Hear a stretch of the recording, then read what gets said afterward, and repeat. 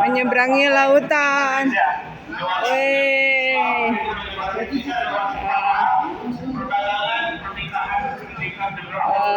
Ini lautan ini kita seberangi nih.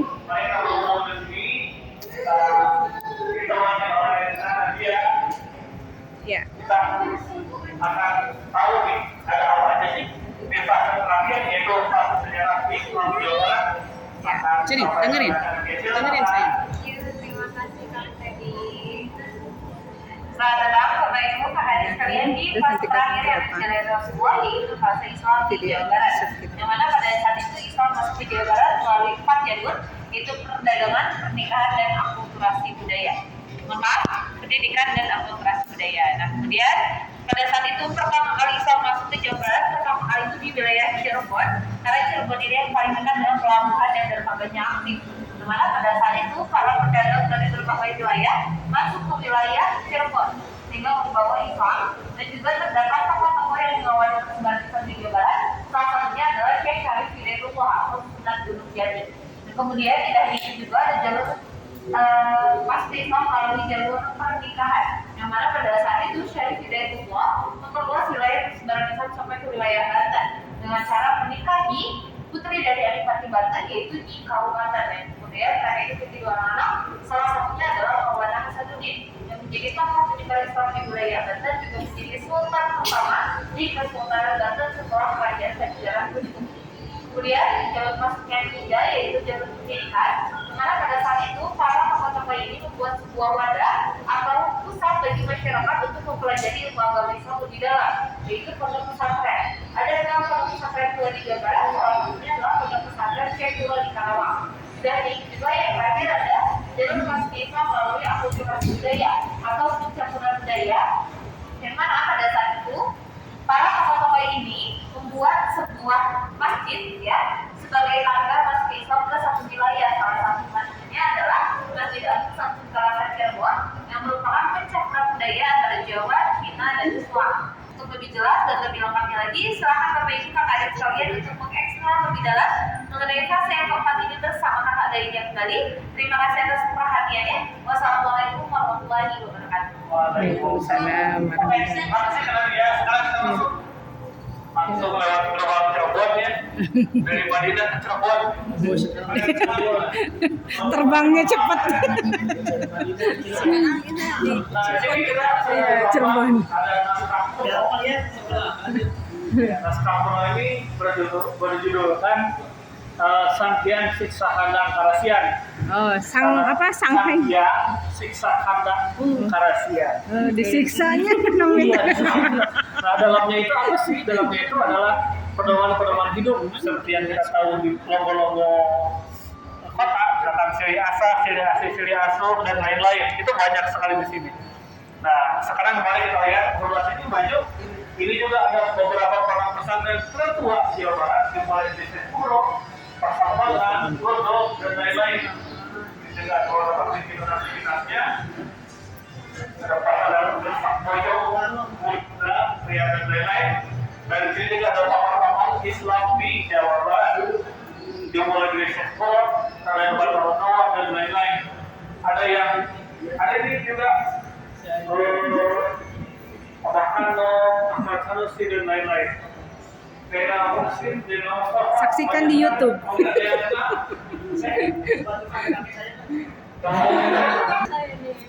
Mana. Iya, ini kakek saya. Ini Oh, penyelamat Bekasi Karawang. Sekarang kita lanjut ke musaf yang tadi dibicarakan. Musaf. Itu juga ada sebuah mainan yang bisa kita pakai. Iya, begitu. Boleh Ini. dari jauh aja, nah begitu. Oh, ini pakai ini ya, pakai lain. Agak maju dikit. Canggih. Ayo ibu.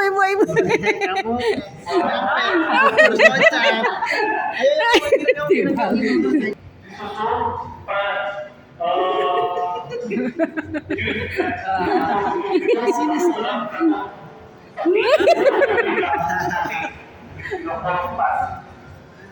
Ini juga ada beberapa kreasi. Jadi Islam masuk ke Jawa Barat tidak hanya orang juga lewat kesenian.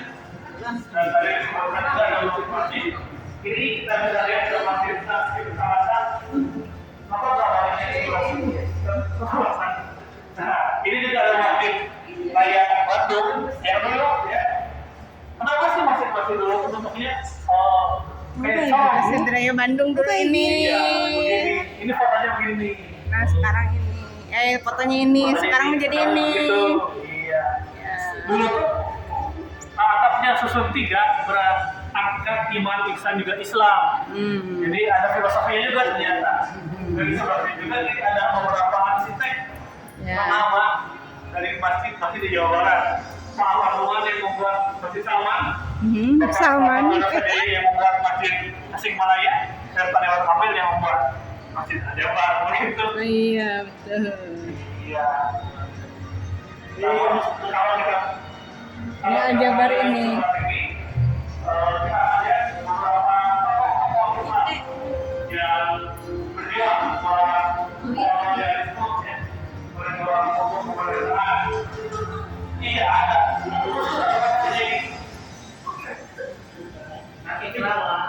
Di Bekasi kan ada ini ya. Iya, pondoknya flyover kayak di Nur Ali. Apaan? Udah flyover? Bekasi dia. Nah, dia takwa. Ini di Bekasi yang bawah. Dia tuh Singakarawang. Ini Siapa Pak ini? Kakeknya? Pakainya Pak Dewan Kamil. Iya. Ini juga ada Islam dalam masukan TNI. Dulu tuh orang-orang enggan masuk TNI, tapi lebih suka masuk Hizbul dan Sabilillah.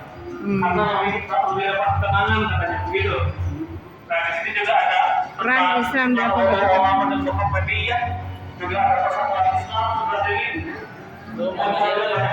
Dari kami mulai pesantren, sekolah, universitas sebelah sana ada Wisbah, komunitas juga IKIN kalau sekarang kulit.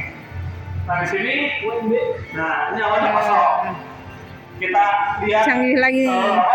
tadi kan ada musaf. Kita juga lihat bagaimana sejarah musaf itu sebelah sini. Nah sejarahnya bagaimana latar belakangnya, ada contohnya musafnya bagaimana begitu. Silakan. Ya coba digeser. Coba digeser. Iya. Bisa dibaca juga ya.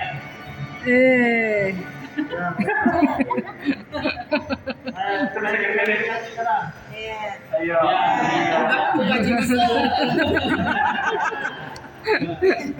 nah, kayak gitu. Ya, kalau kita boleh ke sebelah kiri, kita akan lihat beberapa organisasi kemasyarakatan berbasis Islam. Ini ada di dunia. Organisasi. Islam. Ini juga ada di Jawa, Indonesia dan Jawa Barat. Di mana ada partai pertama, perkumpulan pertama yang menggagas kemerdekaan adalah Syarikat Islam. Syarikat Islam, ya. Sangat lama sekali di Solo dibangunnya. Juga ada Nahdlatul Ulama, Muhammadiyah, Persatuan Islam dan lain-lainnya. Di Solo juga ada PMI, ada ISMI dan lain-lain sampai sekarang. Begitu. Sampai sekarang. Iya. Nah, sebelah kanan saya di sini kita bisa melihat seni Jawa Barat dan bagaimana arsitektur masjid di Jawa Barat dimulai dengan apa geometri Islam dan lain-lain. Oh, silakan duduk-duduk, kita akan nonton. Kita nonton lagi. Iya, begitu. Kita nonton lagi. Kasih. Ayo. Siap Ibu? Ayo.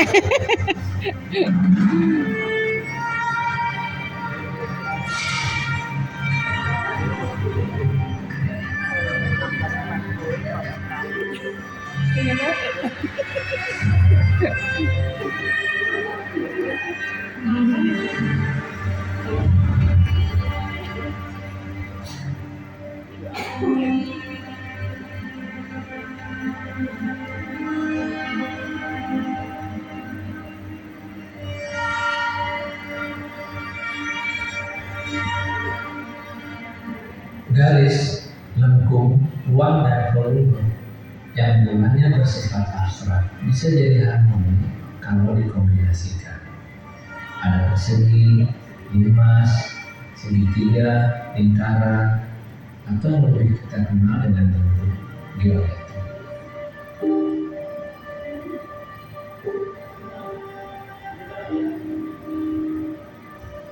Dalam perkembangan budaya Islam, kita bisa lihat bentuk geometri hampir di mana-mana kita jumpai. Para cendekiawan Muslim terdahulu terinspirasi bentuk-bentuk sederhana dari Yunani dan mereka mencampurkannya dengan ilmu matematika. Lalu berkembang dan menjadikannya sebagai bentuk ekspresi visual yang umum disebut sebagai pola geometri Islam. Pola ini yang kemudian kita bisa lihat pada bentuk arsitektur Masjid Raya Al-Jabar.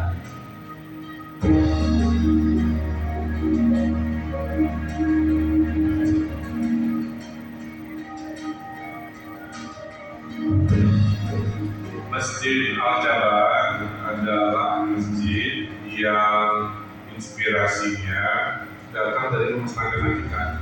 Kebetulan saya yang desain sendiri, anak terbentuknya. Jadi itu ada bentuk yang berulang. Akhirnya membentuk sebuah bangunan dengan ukuran 100 meter kali 100 meter, dikelilingi alun-alun kecil, berada di jalur retensi sebagai pengendali banjir, sehingga konsep masjid Al-Jabar ini dikategorikan seolah-olah masjid terapung yang pernah ada di dalam.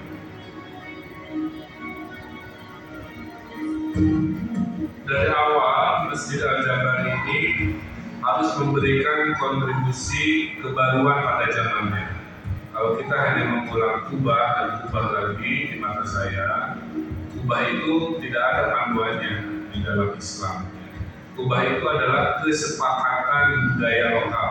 Kubah di Rusia juga gereja-gerejanya berubah. Secara Romawi itu kuilnya juga berubah. Jadi kubah tidak identik dengan masjid. Kenapa namanya Al-Jabar? Ada 3 filosofinya. Satu, namanya sangat pas dengan Jawa Barat, kalau disingkatkan Jabar. Yang kedua, Al-Jabar adalah nama agung dari Allah Subhanahu wa Ta'ala. Ya. Itu juga menjadi penguat namanya sangat baik. Dan yang ketiga, geometri dari masjid ini juga adalah rumus matematika, di mana kita tahu tokohnya adalah Al-Jabar juga, seorang tokoh Muslim yang menjadi legenda dalam matematika.